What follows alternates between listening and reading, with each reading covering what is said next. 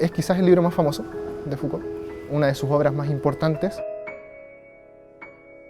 Es un libro que abre una ruta de interrogaciones. Sale de los registros tradicionales de concepción del poder. Es un salto brutal, porque es un texto absolutamente brutal. De ahí en adelante hay como una cierta como lectura maldita del mismo Foucault, ¿verdad? El diagnóstico que aporta en Vigilar y Castigar sigue siendo válido aún hoy. Constituye uno de los arsenales o aparatos teóricos críticos contemporáneos más importantes. Es la invitación a un pensamiento anárquico, sin principio, sin fundamento, sin Dios. Foucault nos invita a pensar en la intemperie.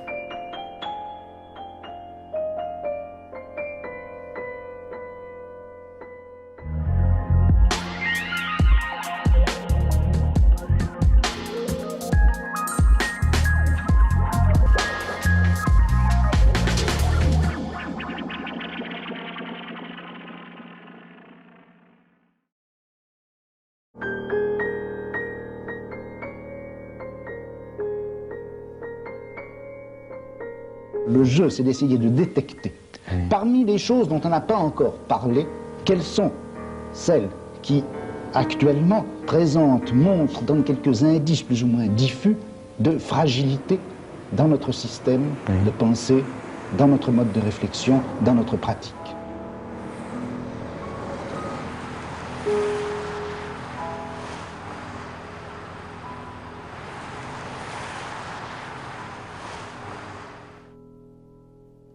Michel Foucault fue principalmente un gran escritor, un gran escritor, un amante de la biblioteca, un tipo que trabajaba fervientemente, escribía rigurosamente 6 horas diarias. Luego de eso hay muchos Michel Foucault. En cierto sentido es también sociólogo, en cierto sentido también trabaja con la historia. Te diría que uno de los filósofos más relevantes del siglo XX, particularmente para las ciencias sociales y humanidades. Un cierto tipo de mago es Michel Foucault, un gran mago sobre todo de los 70. Creo que Foucault hubiese negado a identificarse con algún tipo de etiqueta, lo negó muchas veces, aunque sí reconoció ser filósofo, muchas veces también renegó de serlo. Foucault es un niño que vive los bombardeos de la Segunda Guerra Mundial, es hijo de un médico, prontamente se interesa en la filosofía, ¿sí? Comienza a estudiar psicología, filosofía, etcétera, saca sus tesis respectivas, pero por más allá que indaguemos en torno a la biografía de Foucault, ¿sí? Lo relevante no es eso.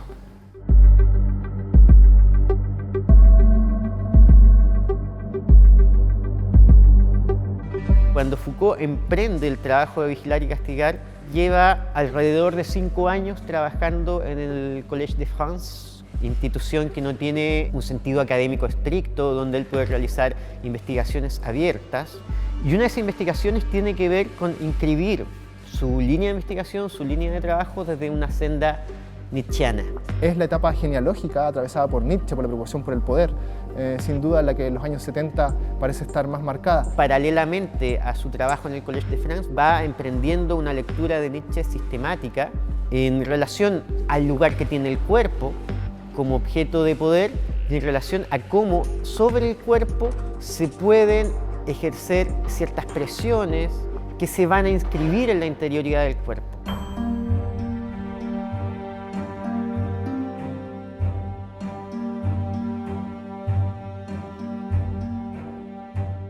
Vigilar y Castigar, de alguna u otra manera, es resultado no solo de un estudio acucioso, fino, en los archivos, distintos tipos de archivos, no solo de bibliotecas, de instituciones penales, judiciales, ¿no?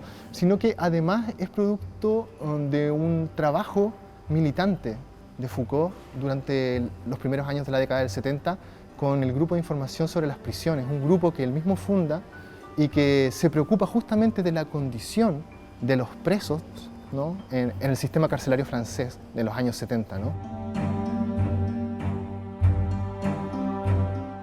Y ahí hay una serie de elementos que van en ayuda de que Vigilar y Castigar sea un libro bisagra para el mismo Foucault, ¿ya? Quiero insistir bastante en eso.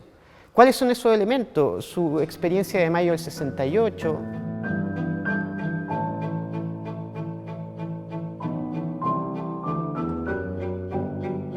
esta subversión del orden que compromete en cierta medida esta división entre lo que debe ser y lo que no debe ser, que compromete las instituciones en su totalidad. Ya se desdibujan las fronteras entre lo que es la universidad, entre lo que son los trabajadores, entre lo que son los sindicatos, entre lo que son las demandas de los grupos migrantes, etc.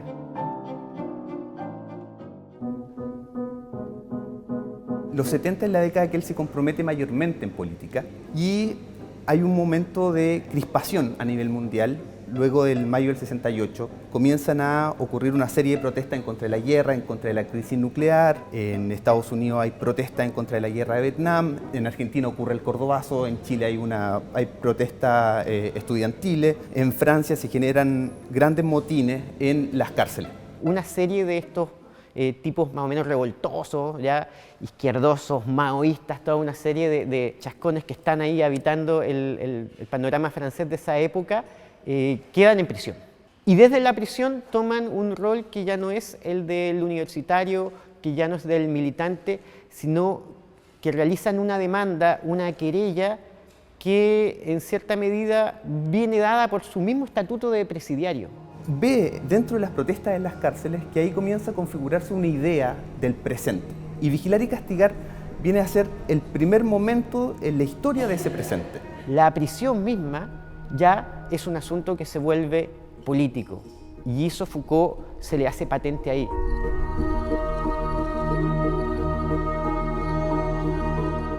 Por lo tanto, Vigilar y Castigar es ciertamente una historia de la prisión, pero es también un arma de combate en una contingencia política. Se inserta en el momento en que Foucault quiere hacer la historia del presente, introducirse en las luchas de ese momento. Por lo tanto, es una obra bastante fundamental y que va a marcar el trabajo de Foucault durante toda la década del 70.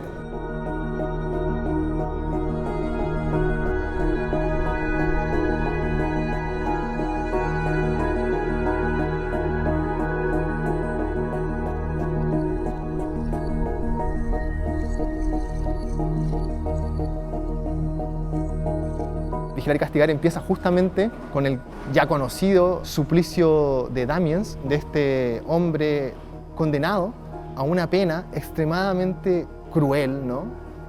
Dolorosa, ¿no? De un ritual, una ceremonia de castigo, ¿no? En medio de una plaza pública, ¿no? Frente a una multitud.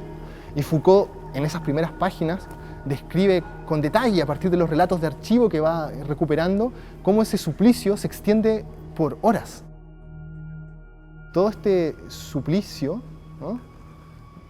A mediados del siglo XVIII es lo que Foucault pone en escena para luego contrastar cómo en menos de un siglo o casi en un siglo el tipo de penas frente a los crímenes y a los delitos ha cambiado completamente.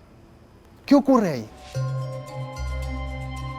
Los procedimientos penales anteriores, basados fundamentalmente en el castigo físico directo, también de carácter público, son reemplazados por la cárcel, los reglamentos penitenciarios y un tipo de tecnología de poder sobre el individuo que ya no enfatiza el suplicio como principal elemento de coacción, sino que lo que quiere es intentar normativizar la vida de los sujetos a través de una serie de reglamentos, normas, horarios. Foucault trata de establecer por qué se hicieron esos cambios, si acaso esos cambios responden a un desarrollo de un cierto principio de humanidad que se desarrolla con la Ilustración, o si por el contrario tiene que ver con ciertas preocupaciones vinculadas al ejercicio del poder.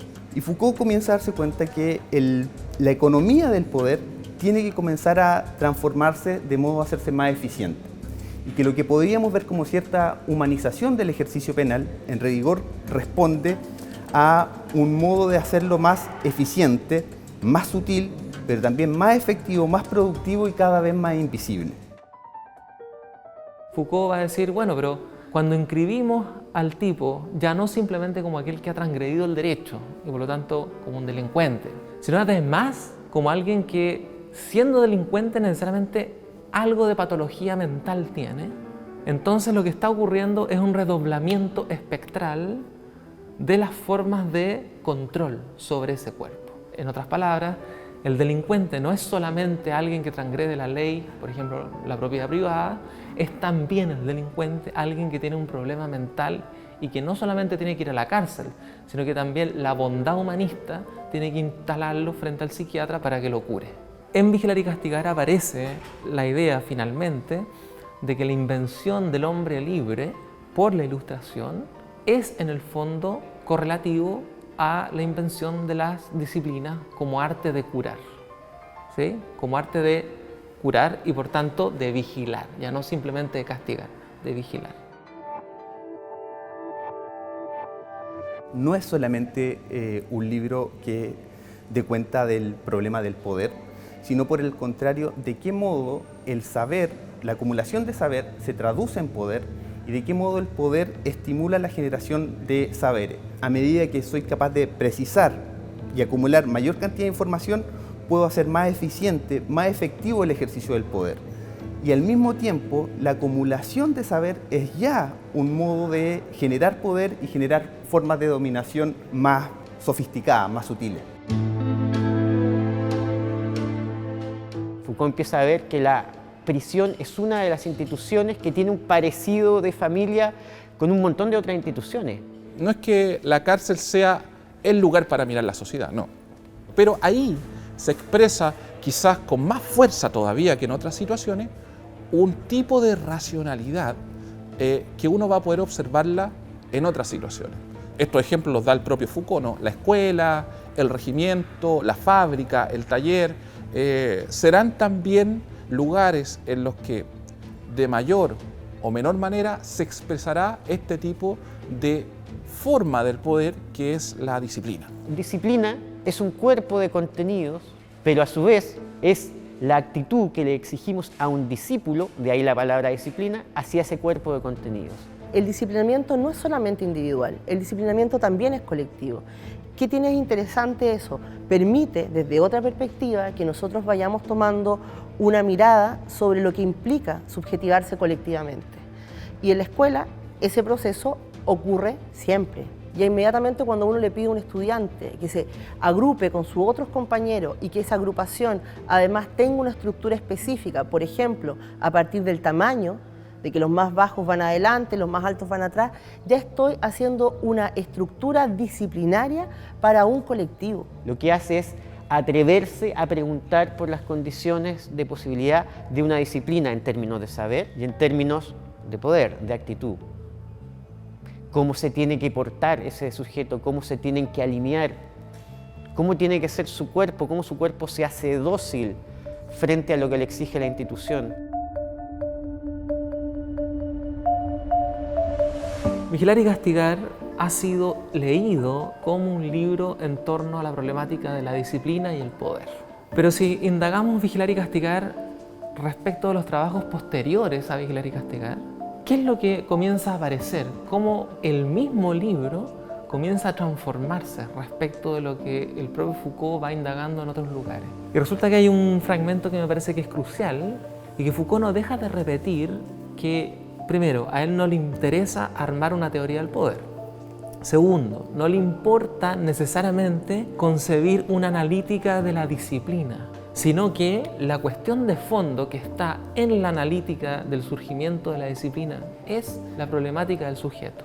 Foucault lo dice explícitamente, lo que me interesa aquí es contribuir como un fragmento a una genealogía del alma moderna. Otra de las cuestiones interesantes en Vigilar y Castigar es el lugar que le da al alma. Tiene una frase célebre: el alma es instrumento y efecto del poder.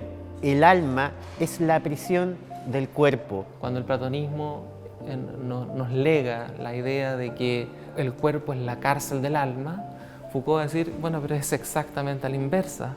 Es el alma la cárcel del cuerpo porque el alma está hecha a imagen y semejanza de los propios dispositivos disciplinarios que la constituyen.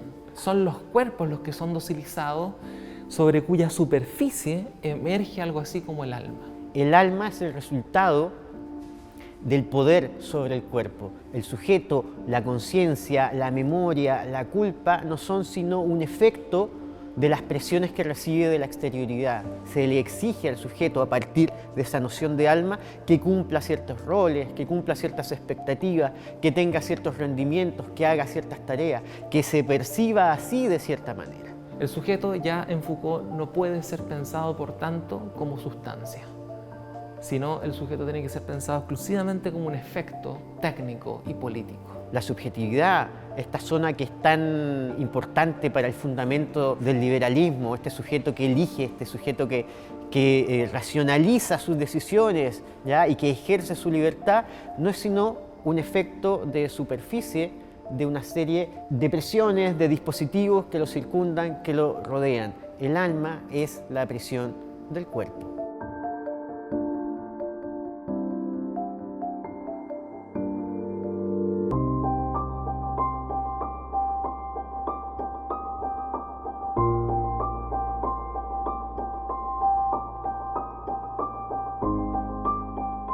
Cuando nos preguntamos por la actualidad de Vigilar y Castigar, yo no puedo dejar, por ejemplo, de pensar en la cárcel de San Miguel y el incendio del 2010, donde 81 presos o reos ¿no? mueren en un incendio, donde no se les ayuda, donde no se los salva por una decisión del momento, pero una decisión finalmente administrativa, un cierto poder disciplinario que opera dentro de las cárceles. Nos sigue hablando de la actualidad que tiene Vigilar y Castigar hoy día, ¿no? La actualidad de cómo funciona ese poder disciplinario. Y habría que recordar además que luego de ese incendio, las protestas, los motines de alguna manera, las huelgas en las cárceles del país se multiplicaron, visibilizando que la situación de la cárcel de San Miguel no era una excepción.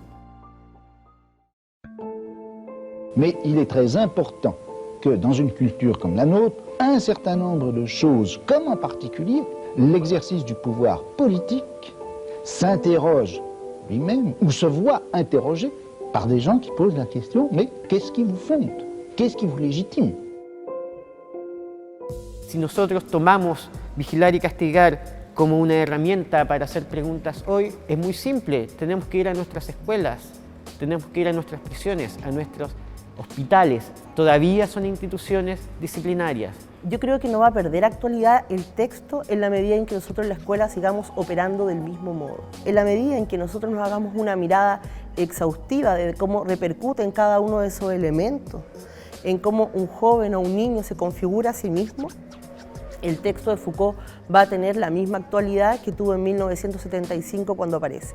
Entre la gente más joven circula un Foucault incompleto, que hace que lamentablemente a ese Foucault le falte una parte fundamental, que es la parte propositiva. Es cierto que la vida está bajo vigilancia, que es cierto que la vida está bajo control, pero que esa vida vale del todo la pena ser defendida, protegida, luchar por ella y que vale la pena ser vivida. Yo creo que en Foucault precisamente hay una sospecha permanente, la invitación a la sospecha permanente en torno a la bondad de los saberes, en torno a la educación del hombre.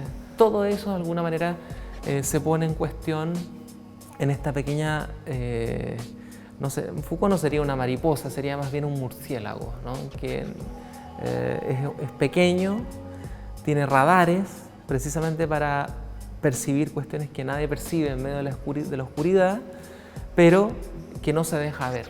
Y sin embargo, cada vez que es leído, en cierta manera, produce una impugnación fundamental desde la posición de saber.